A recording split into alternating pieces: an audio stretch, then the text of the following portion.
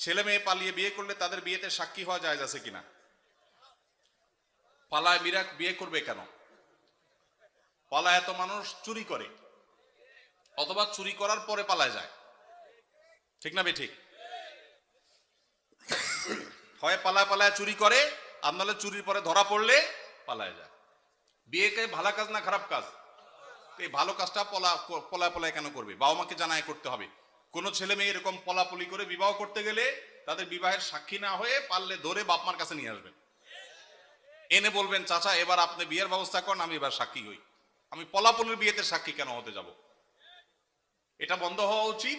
এবং বন্ধু হিসাবে ওই বন্ধুর উপকার করতে চাইলে কোনোভাবে কলা কৌশলে চাচা চাচিকে রাজি করিয়ে বিয়ের ব্যবস্থা করবেন, কিন্তু পলাপলি করে যেন তারা বিয়ে না করে, প্রয়োজন অপেক্ষা করে বাবা মাকে রাজি করার চেষ্টা করে, সেটা তাদেরকে বোঝাবেন। রবিবারে বাঁশ কাটা অমঙ্গল, এই কথার কোনো ভিত্তি আছে কিনা? এটা কুসংস্কারাচ্ছন্ন কথা ভাই।